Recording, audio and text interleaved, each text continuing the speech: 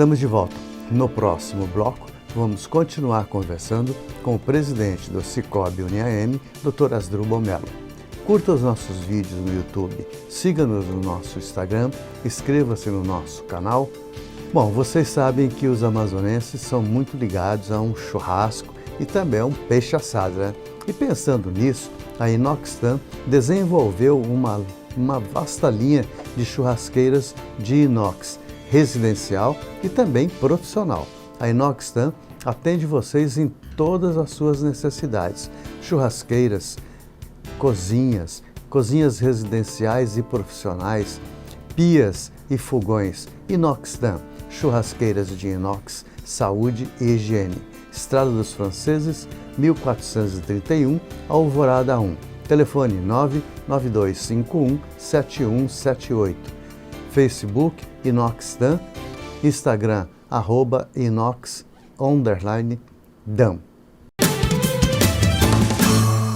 Bom, nós falávamos aí dessa incerteza econômica. Na sua visão agora, com os ataques da Zona Franca de Manaus, eles são constantes, quase que diariamente nós temos os ataques. Agora vem o mais recente, é a isenção do IPI. Como é que o cooperativismo está vendo isso? E o que pode afetar se isso realmente se concretizar? Olha, é muito cedo para a gente fazer previsões.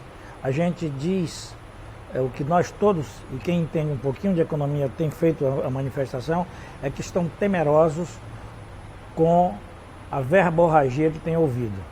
Isso tem deixado todo mundo apavorado. O reflexo dessa verborragia é os 500 bilhões de prejuízo na Bolsa de Valores. As ações da Petrobras, elas não caíram, elas despencaram. Caíam um pouco, literalmente elas despencaram. Então, é o temor, ninguém tem certeza, porque agora, o que a gente está olhando para o elenco de pessoas que assumiu o governo, é muito difícil você apontar uma pessoa qualificada. Quem tinha um ministro como Paulo Guedes na economia, tem um na economia que disse que não sabe nada de economia, o que ele fez foi colar para poder passar. E ele realmente não tem nenhuma qualificação. Ele foi um péssimo prefeito, foi um péssimo candidato, por onde ele passou, ele deixou um rastro ruim. Então, como é que a gente pode acreditar num cidadão como este? Isso deixa em todo mundo que tem família, todo mundo que tem uma empresa, todo mundo que faz a gestão de uma empresa, com muita incerteza. A gente não quer ser o arauto da desgraça, mas está todo mundo intimidado, está todo mundo apavorado.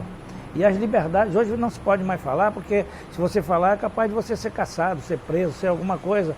E daqui a pouco, os que hoje estão aplaudindo essas medidas estarão também exatamente como aconteceu na época do nazismo. Começa com os de longe, depois vem se aproximando, daqui a pouco, porque gera uma desconfiança em todo mundo. Então, o governo que assumiu não disse sequer uma palavra no sentido de apaziguar, de aproximar as pessoas. Colocar aquelas senhoras, aquelas crianças presas num curral, ficar 24 horas sem alimentação, idosos, e os baderneiros, os principais, não foram pegos. Enganar as crianças, as senhoras e os idosos. Olha, vocês têm 1 hora para deixar a praça, vocês vão para casa, vai estar tudo tranquilo, entrem no ônibus. Pega o ônibus e levar para um camburão, para uma quadra e botar lá 1.600 pessoas. Isso é de uma barbaridade, e é de uma covardia também, disso sem tamanho, porque fazer isso com crianças, por que eles nunca fizeram com os black blocs? Por que nunca fizeram aqueles que quebram a vidraça das lojas todinha da Avenida Paulista, que tocavam fogo em dezenas de ônibus, chegaram a tocar fogo em ônibus em 14, em 40 ônibus num único dia. O pessoal que se diz da direita não faz esse tipo de coisa, não faz ameaça. Tanto é que ninguém vai para uma guerra levando a esposa, o pai, a mãe e os filhos. Não vão os avós, os pais e os filhos, criancinhas para a rua desfilar. Eles vão para mostrar a sua cara, para mostrar que não estão satisfeitos e pedir ao governo, aos poderes constituídos do país que preste atenção no que está acontecendo. Infelizmente, o clima não é de otimismo. Não tem clima de otimismo no Brasil hoje. E com certeza, mais de 60%, eu até diria que 75% da população está sentindo isso mesmo. Até muitos apoiadores do governo atual já estão assustados. Então, você não tem pessoas que já foram provadas e não deram certo nas administrações anteriores. E que elas mesmas criticavam esse governo que agora aí está. Então, é muito difícil. Então, o clima no sistema financeiro é de apreensão, de medo, alguns de pavor. Então, as coisas estão parando. Quem é que vai investir num momento desse? Se o cara diz que empresário não serve para nada. Então, quem é que se sente confortável para investir? É complicado. Eu gostaria de vir aqui só falar coisas boas, dizer que é uma maravilha, esse governo é maravilhoso, que vai dar tudo certo, mas eu não me sinto confortável para dizer nenhuma palavra positiva. Mas não afirmo nada porque você não tem como fazer previsões, você ainda não viu as ações de fato. Você vê ameaças, cada um que vai dar uma entrevista tem um monte de ameaças. Uhum. Mas também pelo que a gente tem ouvido e conversado com algumas pessoas, a gente não está vendo novo governo, novas expectativas, novos negócios virão por aí, vamos ver por aqui. Hoje a gente está vendo a tecnologia crescendo bastante, ao ponto de hoje, nisso aqui você tem tudo que você precisa, praticamente quase tudo, porque em alguns outros países já está muito mais avançado. Então, no cooperativismo também não se vislumbra esses bons negócios? Não, essa vantagem competitiva, de maneira nenhuma. Cada ano é um desafio. Por um lado, o Banco Central tem tratado com bastante rigor os procedimentos no meio financeiro, o que é absolutamente correto. Cada dia é uma norma nova. Por outro lado, a tentativa do governo de facilitar a vida do cidadão, criando o PIX, criando as transações eletrônicas, gerou uma imensidão de fraudes no Brasil, contas digitais com números avassaladores de fraudes. Tudo isso preocupa as instituições financeiras. Tem havido, enquanto o governo trabalha num sentido de desenvolver um mecanismo para facilitar a vida, eles trabalham no sentido de burlar esse mecanismo. Então, isso nunca para. Isso é uma luta inglória. Hoje, o Banco Central tem, todo dia sai uma normativa nova, inclusive interferindo na gestão das instituições financeiras, das cooperativas, de uma maneira geral. Mas a gente acredita que o órgão regulador quer tornar o mercado financeiro cada vez mais confiável. Se comenta nos bastidores, doutor, que a própria iniciativa privada, ela é contra, estou falando na financeira, é contra a existência das cooperativas. Por quê?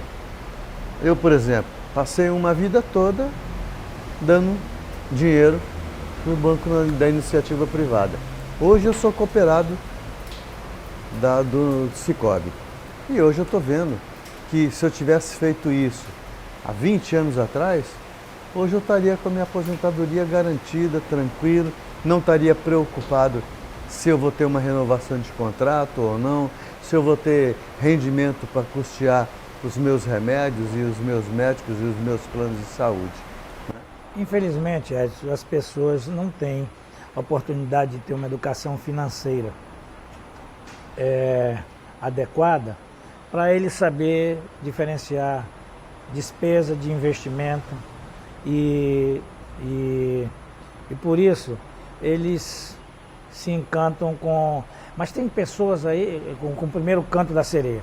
O ministro mais importante do Brasil, vai para o Fórum Mundial de Davos, falar mal do seu país e dizer que vai recomendar que não se compre nada que seja feito por empresários da direita. Aí a declaração. A outra vai lá e diz que tem 130 milhões de pessoas passando fome no Brasil. Existe muito oportunistas e vagabundo que não quer saber de trabalhar, que vai na sua porta lá diariamente. Eu falo de carteirinha. Mas, Edson, presta atenção no seguinte, o mercado brasileiro e o mercado mundial nunca mais vai vender veículos como vendeu. Muita gente hoje não aceita mais ter um veículo, não quer ter veículo. O jovem hoje, quando atinge 18 anos, eles não querem ter um veículo. Tipo, pai, eu não quero. Eles mudaram a cabeça e eles preferem andar de transporte coletivo, de Uber, de carro alugado, de bike, etc. Da mesma forma, muita gente desempregada. Nunca mais o mercado vai ter tanta gente empregada quanto tinha antes. Por quê? Porque as pessoas se transformaram com as oportunidades que surgiram. Com o advento desse aparelho aqui, as pessoas se transformaram em microempresários individuais, controlam o seu próprio horário e ganham muito mais dinheiro do que eles. Porque se você pensar bem, uma pessoa, um homem, um jovem, forte, saudável, que vai vender banana com tabuleiro na cabeça, ele ganha muito mais do que um cidadão, pai de família, porteiro de um edifício que ganha R$ 1.320. Ele ganha muito mais vendendo a banana. Porque ele compra um carro de banana a R$ 5 e vende uma palma a 10. Então, ele ganha muito mais dinheiro por mês do que se ele fosse empregado e cumprisse o horário e batesse ponto. Além disso, os jovens estão desenvolvendo, estão trabalhando. Hoje, 70% das transações são feitas através de forma virtual, através de telefone. Vamos